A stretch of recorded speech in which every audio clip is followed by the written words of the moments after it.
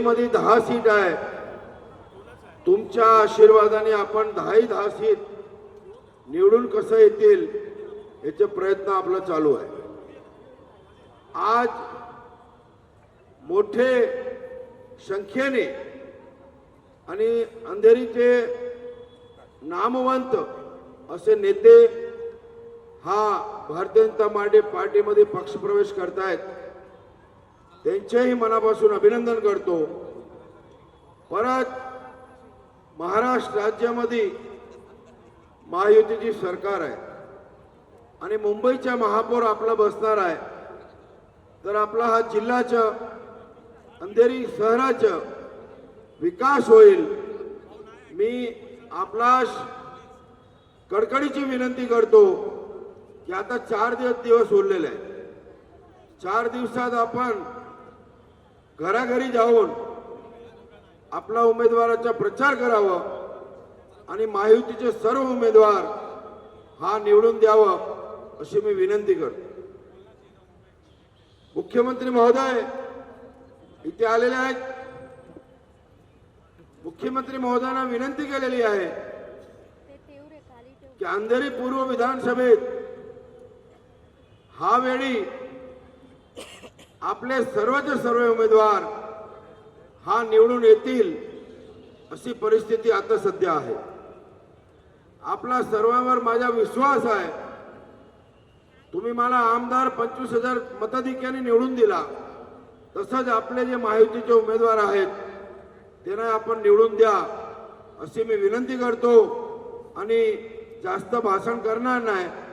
आता आपल्या समोर लवकरच मुख्यमंत्री महोदय येतील. मी आपल्या सर्वांना मनापासून अभिनंदन करतो की आपण वेळेवर आलेत ते बद्दल आपल्या सर्वांचं मनापासून अभिनंदन करतो. महाराष्ट्र राज्याचे मुख्यमंत्री स्टेजवर येत आहेत.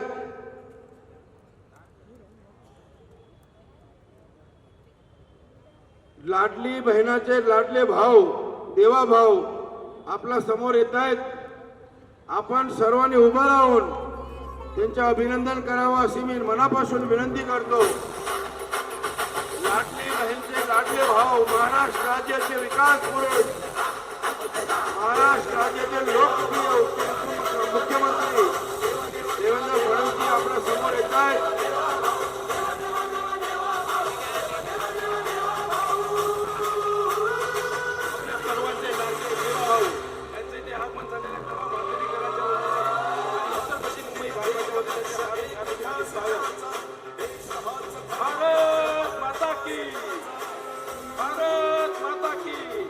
भारतीय जनता पार्टीचा अंधेरीचे स्थानिक माननीय आमदार मोती पटेल काका यांच्या वतीने मी त्यांचं पुष्पगुच्छ शाल आणि एक सन्मान चिन्ह देऊन आम्ही त्यांचं स्वागत करू इच्छितो.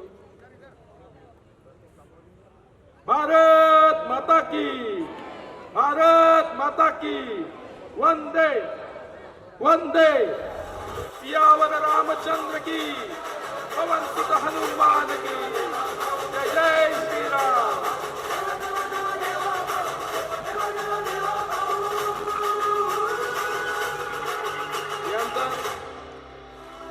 आपले सर्वांचे लाडके नेते मुंबई प्रदेशचे भारतीय जनता पार्टीचे अध्यक्ष माननीय आमदार श्री अमितजी साटम यांना मी यांचं स्वागत. आपले स्थानिक भारतीय जनता पार्टीचे उमेदवार आणि भारतीय जनता पार्टी मालपा MIDCचे मंडळचे महामंत्री प्रकाश मुसळे यांना विनंती करून त्यांनी पुष्पगुच्छ शॉल देऊन त्यांचं स्वागत करावं.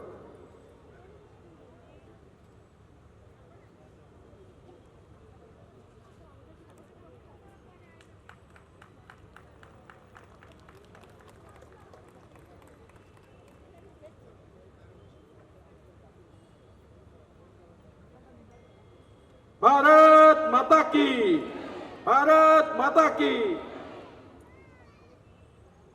भारतीय जनता पार्टी मुंबईचे तरुण तडफदार झुंजार नेतृत्व माननीय अमित साटमजी यांना मी इथे सर्व पदाधिकारी कार्यकर्ता आणि उपस्थितांना मी मार्गदर्शन करण्यासाठी आमंत्रित करतो.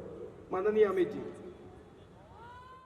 लाडली बहिणाचे लाडले भाऊ देवाभाऊ आम्हा सर्वांना आशीर्वचन करतील. माता की, छत्रपती शिवाजी महाराज की, धर्मवीर छत्रपती संभाजी महाराज की. जय भवानी, जय भवानी, जय जय जय जय जय भवानी, जय जय जय जय जय शिवाजी. हिंदवी स्वराज्याचे सरसंस्थापक छत्रपती शिवरायांना मानाचा मुजरा करतो. भारतीय राज्यघटनेचे शिल्पकार भारतरत्न डॉक्टर बाबासाहेब आंबेडकर यांना मानवंदना अर्पित करतो. आजच्या आपल्या या प्रचार सभेमध्ये मंचावर उपस्थित असलेले मुंबई भाजपचे तरुण तडफदार अध्यक्ष आमदार अमित साटमजी, भाजपच्या नेत्या पूनमताई महाजन, आपले लोकप्रिय आमदार मुरजीभाई पटेल, आपले आमदार राजन सिंगजी, आचार्य पवन त्रिपाठीजी, ज्ञानमूर्ती शर्मा, रुपेश सावरकर, दीपक कोतेकर, उज्ज्वलाताई मोडक, संजय आव्हाड, योगीराज दाभाडकर, सायली कुलकर्णी, ममता यादव, अंजली सामंत, दिशा यादव, विक्रम राजपूत या ठिकाणी उपस्थित मोठ्या संख्येनं या बाजूला बसलेल्या माझ्या सर्व लाडक्या बहिणी आणि उपस्थित माझ्या सर्व भावांनो, आज महानगरपालिकेच्या निवडणुकीच्या निमित्ताने आपण सगळे लोक एकत्रित आलो आहोत. खरं म्हणजे हा जो सगळा कालावधी आहे हा मुलाखतींचा कालावधी आहे. पहिले उमेदवारांनी पक्षाच्या तिकिटाकरता मुलाखती दिल्या. आता निवडणुकीच्या निमित्ताने नेत्यांच्या मुलाखती चालल्यात. मी देखील काही मुलाखती दिल्या. छत्रपती संभाजीनगरला दिली, नागपूरला दिली, पुण्यामध्ये दिली. पण मी मुलाखत देत असताना त्या त्या शहराच्या विकासाकरता आपण नेमकं काय करणार आहोत, काय केलंय आणि आपला ब्ल्यूप्रिंट काय आहे, आपला पुढचा आराखडा काय आहे, या संदर्भात जाहीरपणे जनतेमध्ये बसून प्रगट मुलाखत दिली. पण नुकतीच आपल्या सगळ्यांच्या पाहण्यात आली असेल, काही लोकांनी घरात बसून मुलाखती दिल्या आणि घरात बसून दिलेली मुलाखत ही देखील कोणाला दिली? घरच्यांनाच दिली. घरच्यांनी घरच्यांना दिलेली मुलाखत ही आपल्यापैकी अनेक लोकांनी बघितली असेल आणि काही लोकांनी ती मुलाखत सुरू झाल्यानंतर टीव्ही पण बंद केला असेल. पण तुम्ही बघा, या मुलाखतीमध्ये अनेक गमती जमती झाल्या.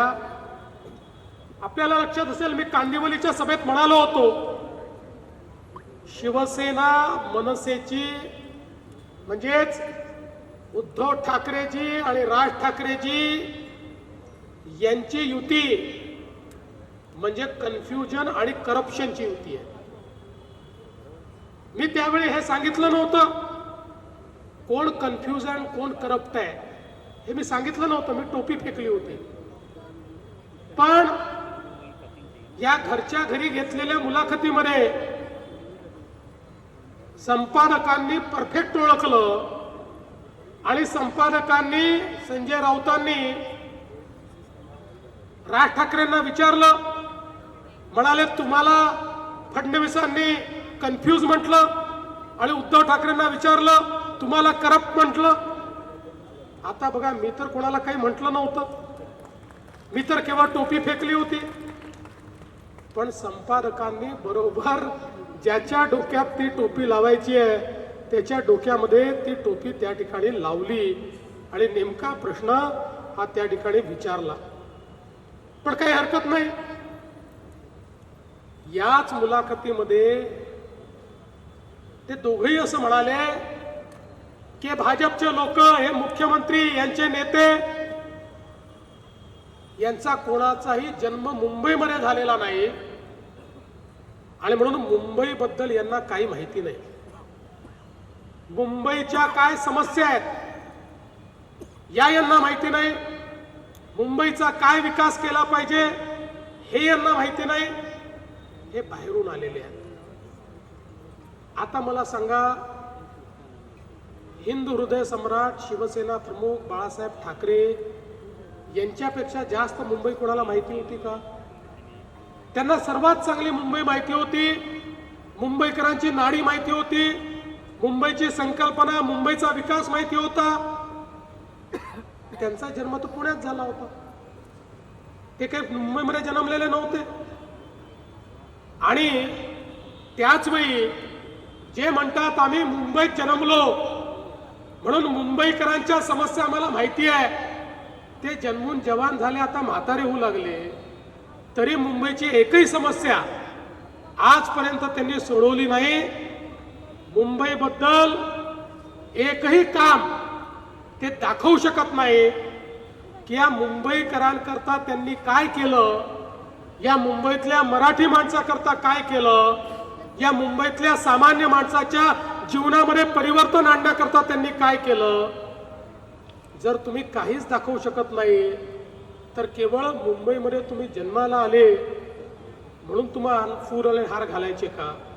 आणि म्हणून बंधू भगिनींनो, आज खऱ्या अर्थानं आपण जर बघितलं तर या मुंबईमध्ये गेल्या 10 वर्षामध्ये जे परिवर्तन, जो बदल आपल्या सरकारने करून दाखवला, यांच्याजवळ दाखवायला काहीच नाही. आणि म्हणून मी प्रत्येक सभेत सांगतो की उद्धव ठाकरेजींच्या सभेमध्ये त्यांनी विकासावर एक वाक्य बोलून दाखवावं, एक त्यांनी केलेलं विकासाचं सामान्य माणसाचं काम सांगावं. आणि मी 2000 रुपये द्यायला तयार आहे. पहिले 1000च देत होतो, पण त्याला रिस्पॉन्स आला नाही म्हणून मागच्या सभेत मी 2000 केले आहेत. तुम्ही म्हणत असाल तर आज मी 3000 करतो की मी 3000 रुपये द्यायला तयार आहे. त्यांनी विकासावर एक भाषण या ठिकाणी करून दाखवावं.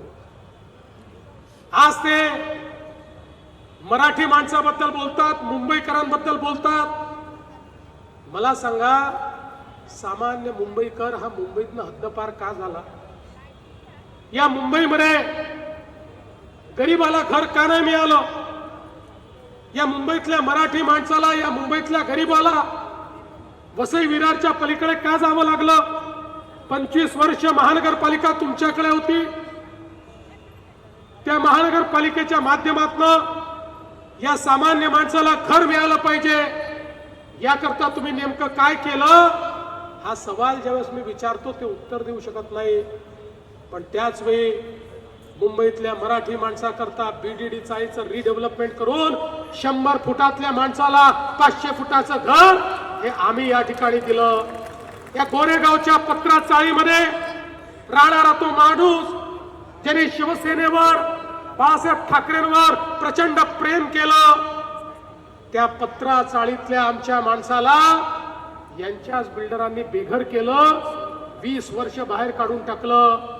झोपडीमध्ये राहायची वेळ आली पण घर मिळालं नाही.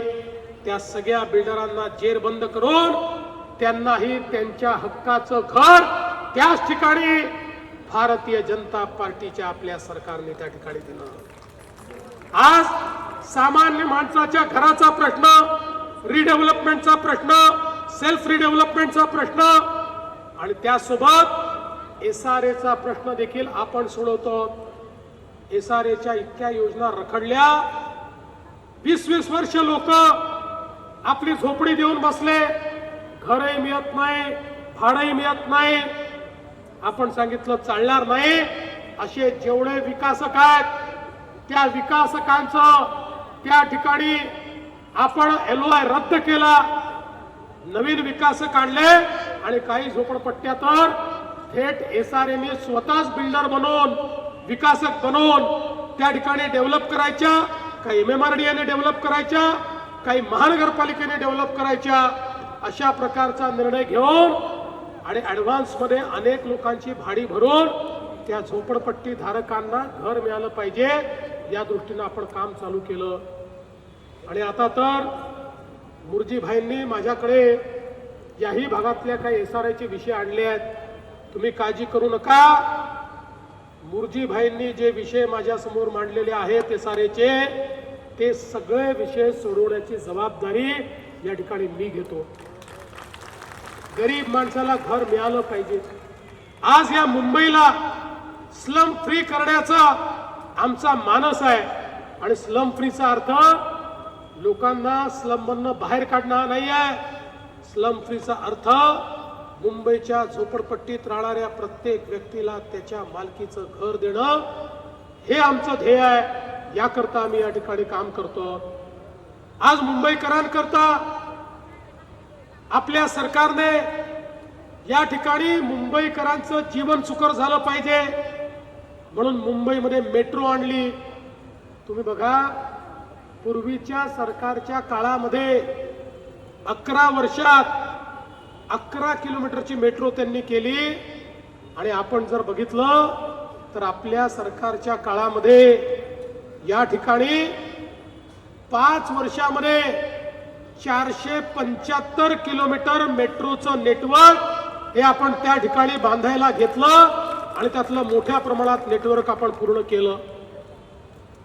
आपल्याला माहिती आहे, मेट्रो 2A दहिसर पूर्व ते DN नगर, अंधेरी पश्चिम 18 किलोमीटरची पूर्ण कार्यान्वित केली. मेट्रो 3 अंधेरी MIDC या भागामध्ये त्याचं स्टेशन आहे.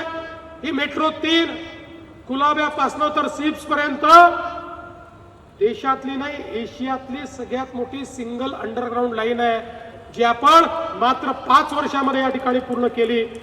मेट्रो 6 लोखंडवाला विक्रोळी अंधेरी पश्चिम आणि पूर्वेला जोडणारा कॉरिडॉर 78% काम आपण पूर्ण केलाय. आणि त्यासोबत मेट्रो 7 अंधेरी पूर्व पासून दहिसर पूर्व पर्यंत 6208 कोटी रुपयाची त्यालाही मान्यता देऊन त्याचंही काम आपण या ठिकाणी सुरू केलेलं आहे. आणि यासोबत मेट्रो 9 आणि मेट्रो 7 दहिसर ते मीरा भाईंदर आणि अंधेरी ते छत्रपती शिवाजी महाराज टर्मिनस.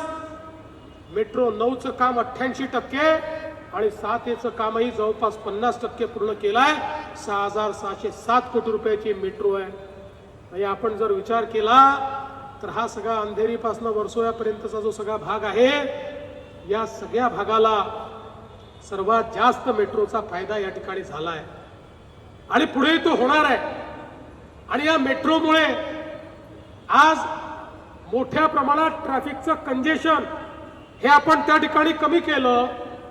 आणि हे करत असताना केवळ मेट्रो आपण करतोय असं नाही, तर आपल्या मुंबईची जी लाईफलाईन आहे, आपली जी सबर्बन रेल्वे आहे, लोकल ट्रेन आहे, मोदीजींच्या नेतृत्वात लोकल रेल्वेचे स्टेशन मधले प्लॅटफॉर्म आपण मोठे केले, एस्केलेटर्स लावले, ॲम्युनिटीज तयार केल्या, कंजेशन कमी होण्याकरता रेल्वेचे डब्बे वाढवले.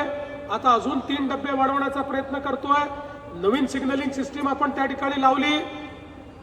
आणि एक गोष्ट अजून आपण करतोय, काही लोक मला भेटले, म्हणाले भाऊ हा अन्याय आहे. म्हटलं काय अन्याय? म्हणाले आता नवीन नवीन मेट्रो आली, मेट्रो मधनं जाणाऱ्यांना एअर कंडिशन डबे, मेट्रो मधून जाणाऱ्यांना स्वच्छता, तिथे बंद होणारे दरवाजे, आणि आम्ही मात्र लोकल मध्ये लटकून जायचं, उन्हामध्ये घामामध्ये जायचं, धक्के खात जायचं. मी म्हटलं काळजी करू नका. मोदीजींच्या नेतृत्वात केंद्रीय रेल्वे मंत्र्यांची आम्ही चर्चा केली आणि चर्चा करून निर्णय घेतला.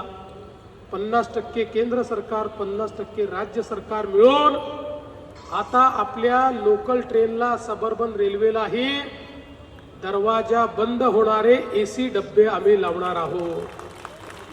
मेट्रो सारखे डब्बे हे त्याला येणार आहेत. पण टाळ्या याकरता वाजवू नका, टाळ्या पुढच्या करता वाजवा.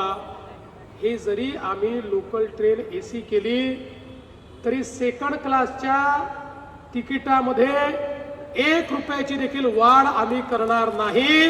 ती वाढ न करता मुंबईकरांना आम्ही लोकल ट्रेन AC ट्रेन पुढच्या काळामध्ये देणार आहोत. आपल्याला माहिती आहे हा वेस्टर्न एक्सप्रेसवे एक प्रकारे आपली लाईफलाईन आहे. मुंबईचा 60% ट्रॅफिक हा वेस्टर्न एक्सप्रेसवेवर चालतो आणि म्हणून वेस्टर्न एक्सप्रेसवे डिकंजेस्ट करण्याकरता एक पॅरलल कोस्टल रोड आपण आता तयार केलेला आहे. आपल्याला माहिती आहे कोस्टल रोड वरईपर्यंत आला, वरईपासून बांद्र्यापर्यंत सीलिंग झाली, बांद्र्यापासून वर्सोळ्यापर्यंत आता सीलिंगचं काम 50%च्या वर पूर्ण झालंय. ते 2 वर्षात आम्ही पूर्ण करू आणि आता त्याच्या पलीकडे वर्सोळ्यापासून दहिसर पर्यंतची सीलिंग याचंही काम आम्ही सुरू केलेलं आहे आणि वर्सोळ्यापासून भाईंदर पर्यंतची सीलिंग याचंही काम आम्ही सुरू केलेलं आहे. म्हणजे वेस्टर्न एक्सप्रेसवेला पॅरलल अशा प्रकारचा पूर्ण कोस्टल रोड जाणार आहे. वेस्टर्न एक्सप्रेसवेवरचं अर्ध्यापेक्षा जास्त ट्रॅफिक हा त्यामुळे डायव्हर्ट होईल आणि याच्यावरचं जे कंजेशन आहे ते कंजेशन या ठिकाणी दूर होईल. गोरेगाव मुलुंड लिंक रोड असेल, या ठिकाणी ईस्ट वेस्ट कनेक्टिव्हिटी करता आपण गोरेगाव मुलुंड हा एक भुयारी मार्ग त्या ठिकाणी चालू करतो की ज्यातनं अतिशय वेगानं आपल्याला या टनेलमधनं प्रवास करता येईल आणि ईस्टर्न आणि वेस्टर्न एक्सप्रेसवेला जोडण्याचं काम या माध्यमातून होईल. सांताक्रूज चेंबूर लिंक रोड आहे ज्याचं काम आपण या ठिकाणी करतो आणि यासोबत आपल्याला माहिती आहे JVLR अंधेरी सायन परिसरातील जी वाहतूक कोंडी आहे ती दूर करण्याचं काम या माध्यमातून आपण करतो. आणि म्हणून आपण जर बघितलं तर या ठिकाणी आपल्या सरकारच्या माध्यमातून इतक्या मोठ्या प्रमाणात ही सगळी कामं करतो की पुढच्या काळामध्ये मुंबईकरांना त्यांच्या जीवनामध्ये रस्त्यावर जो काही वेळ द्यावा लागतो तो द्यावा लागणार नाही. मुंबईकर कमीत कमी वेळेमध्ये आपल्या घरी पोहोचतील. बघा आम्ही मागच्या निवडणुकीत सांगितलं होतं आम्ही मेट्रो करतो, आम्ही मोनो करतो, आम्ही सबर्बन रेल्वे, आमची बेस्टची बस आहे. या सगळ्यांना एका सिंगल तिकिटावर आणू. लोकांना त्यावेळी खोटं वाटायचं ज्यावेळेस मी सांगायचो एक तिकीट काढलं की ते तिकीट सगळीकडे चालेल. आज आपण सिंगल तिकिटाचा ऍप तयार केला, सिंगल तिकिटिंग पद्धतीवर आणलं. आता एक सिंगल ऍपवर आपण तिकीट काढलं की त्याच्यावर आपण मेट्रोतही प्रवास करू शकतो, मोनोतही करू शकतो, आपल्या लोकल ट्रेनमध्येही करू शकतो आणि बेस्टच्या बसमध्येही करू शकतो. आणि पुढच्या काळामध्ये जेव्हा वॉटर ट्रान्सपोर्ट आणि वॉटर टॅक्सी आम्ही सुरू करणार आहोत तेव्हा त्याच तिकिटावर वॉटर टॅक्सीने देखील आपण प्रवास करू शकाल. अशा पद्धतीनं या ठिकाणी आम्ही काम केलेलं आहे. आणि म्हणून मी तुम्हाला एवढंच सांगण्याकरता आलोय बंधू भगिनींनो, या मुंबईचे जे प्रश्न आहेत ते समजून आपण मुंबईत काम चालू केलं आहे. या मुंबईचं सगळं सिवेजचं पाणी आपल्या समुद्रात जात होतं. मुंबईकरांचं आरोग्य हे आपण धोक्यात आणत होतो. इतकं आधुनिक शहर, ज्या शहरामध्ये इतका पैसा आहे पण या शहरातला सगळा मैला, सगळी विष्ठा, ते सगळं पाणी इंग्रजांनी तयार केलेल्या सेटलिंग टँक मध्ये जायचं आणि तिथनं थेट समुद्रात जायचं. ते सगळी घाण ही समुद्रात गेलेली आपण सगळ्यांनी त्या ठिकाणी बघितली. आपल्या आज समुद्र किनाऱ्यावर जो वास येतो त्या घाणीचा वास आहे. पण आम्ही हा निर्णय केला की या ठिकाणी समुद्रात जाईल तर शुद्ध पाणीच जाईल. आणि म्हणून मुंबईमध्ये नव्यानं सगळ्या प्रकारचे त्या ठिकाणी कायदे तयार केले आणि 16,000 कोटी रुपये खर्च करून मुंबईमध्ये STPचं काम सुरू केलं. पुढच्या वर्षीपासून STP तयार होतील आणि त्यानंतर आपल्या समुद्रामध्ये कुठलंही घाण पाणी, सांडपाणी जाणार नाही. स्वच्छ पाणी आपल्या समुद्रात जाईल. समुद्राचं पाणी आपल्याला काळं दिसणार नाही, ते निळं दिसेल आणि त्या ठिकाणचा वास आपण बंद करू आणि त्यामुळे ज्या रोगराई आपण सहन करतो ती रोगराई देखील या ठिकाणी आपण बंद करू. आज आपण बघा आपल्या सरकारने सामान्य माणसाकरता या ठिकाणी महात्मा फुले जनारोग्य योजना सुरू केली. महात्मा फुले जनारोग्य योजनेच्या अंतर्गत आपल्या सगळ्यांकरता तुमच्याकडे कुठला कागद आहे पाहणार नाही, कुठलं रेशन कार्ड आहे पाहणार नाही, सगळ्यांना 5 लाखापर्यंतचा इलाज आणि ऑपरेशन हे मोफत करण्याचा निर्णय आपण घेतला, त्याची सुरुवात आपण केली. आणि 10 बिमाऱ्या तर अशा आहेत की ज्यामध्ये आम्हाला माहिती होतं 5 लाखापेक्षा जास्त पैसा ऑपरेशनला लागतो. त्या 10 बिमाऱ्यांमध्ये 35 लाख रुपयापर्यंतचं तुमचं ऑपरेशन हे आम्ही मोफत करणार आहोत. त्याला 1 पैसा देखील तुम्हाला लागणार नाही. बंधू भगिनींनो, आपलं सरकार जे सांगतं ते करतं. आम्ही केवळ तोंडाची वाफ दडवणारे लोक नाही आहोत, करणारे, करून दाखवणारे लोक आहोत. काही लोक नुसता बोर्ड लावतात, करून दाखवलं, आमचीच कामं त्याच्यावर छापतात. मी त्यांना सांगितलं, अरे शेजारच्याचा पोरगा आपल्या मांडीवर बसवला म्हणजे आपला मुलगा होत नाही, तो शेजारच्याचाच मुलगा राहतो. आमची मुलं तुम्ही किती मांडीवर घेतली तरी तुमची मुलं ती होणार नाही. मुंबईकरांना माहिती आहे या मुंबईमध्ये परिवर्तन कोणी घडवलेलं आहे. बघा, ज्यावेळी आम्हाला प्रचंड मोठं बहुमत मिळालं त्यावेळी लोक म्हणाले, आता यांना एवढं बहुमत मिळालं, यांना कोणाचीच आवश्यकता नाही. आता हे भाजपवाले, हे महायुतीवाले या ठिकाणी लाडकी बहीण योजना बंद करणार. 1 वर्ष झालं लाडकी बहीण योजना सुरूच आहे. आणि माझ्या बहिणींना सांगतो, जोपर्यंत तुमचा देवाभाऊ मुख्यमंत्री आहे लाडकी बहीण योजना कोणी बंद करू शकत नाही. पण आता हे जे आमचे सगळे नगरसेवक निवडून येणार आहेत त्यांना मला सांगायचं आहे, ही जनता तुम्हाला निवडून देणार आहे, माझ्या बहिणी निवडून देणार आहेत. पुढच्या काळामध्ये माझ्या लाडक्या बहिणींना केवळ लाडक्या बहिणी ठेवू नका, त्यांना मला लखपती दीदी बनवायचं आहे. लखपती दीदी. मोदी साहेबांनी सांगितलंय 50 लाख लाडक्या बहिणी लखपती दीदी झाल्या आहेत. 4-5 महिन्यात 1 कोटीपर्यंत आपण पोचू. त्यामुळे माझ्या मुंबईतल्याही ज्या लाडक्या बहिणी आहेत त्यांना आता लखपती दीदी आपल्याला बनवायचं आहे. आणि म्हणून मी तुम्हाला एवढीच विनंती करण्याकरता आलो आहे. आमचं काम तुम्ही बघितलेलं आहे, आमची तळमळ तुम्ही बघितलेली आहे आणि त्यांचा भ्रष्टाचारही तुम्ही बघितलेला आहे. ज्यांनी कोविडमध्ये प्रेताच्या टाळूवरचं लोणी खाल्लं, ज्यांनी रस्ते खाल्ले, ज्यांनी मिठीचा गाळ खाल्ला, ज्यांनी संडासातही भ्रष्टाचार केला, अशा प्रकारच्या लोकांचा अनाचार, दुराचार, अत्याचार आणि भ्रष्टाचार तुम्ही बघितलेला आहे. आणि म्हणून येत्या 15 तारखेला मतदान केंद्रावर गेल्यानंतर फार विचार करू नका. जिथे कमळ दिसेल तिथे कमळ दाबा, जिथे धनुष्यबाण दिसेल तिथे धनुष्यबाण दाबा आणि परत या. 15 तारखेला कमळाची आणि धनुष्यबाणाची काळजी तुम्ही घ्या. 16 तारखेपासून 5 वर्ष तुमची काळजी आमच्यावर सोडून द्या, एवढीच विनंती करतो आणि माझं बोलणं संपवतो. धन्यवाद. जय हिंद, जय महाराष्ट्र. पक्ष प्रवेश आपण मुख्यमंत्री साहेबांच्या समोर करणार आहेत. मी नाव घेतो, त्यांनी स्टेजवर यायचे. अशोक देसाई साहेब, दिलीपराव माने साहेब, शिवनाथ खेरनार साहेब, छायाताई खंडागडे, अशोक मिश्राजी, प्रभाकर बोराडेजी, लक्ष्मण नादुरकरजी, सतीश शिवराज लोणगे, संतोष पांडुरंग, अजय अशोक देसाई, राकेश बेडगे, सुनील गडदडे, काशीराम बेडकर, संजय देसाई, दीपक देसाई, गणेश भाई, धनराज पाडवे. भारत माता की वंदे. सर्वांना स्टेजवर येऊन आमचे मुंबईचे अध्यक्ष माननीय अमित साटमजी मुख्यमंत्री साहेबांच्या साक्षीने प्रवेश घेत आहेत.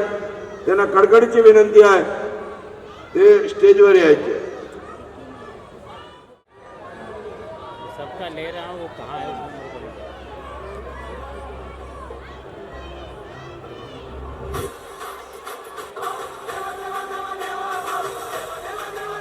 आगे से हटा दे यार. भारत माता की वंदे वंदे. छत्रपती शिवाजी महाराज की जय जय जय जय जय भवानी.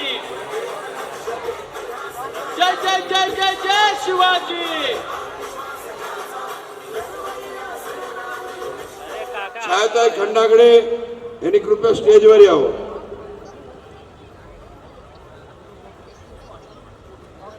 भरत शिंदे आणि पूर्ण टीम लवकर लवकर या.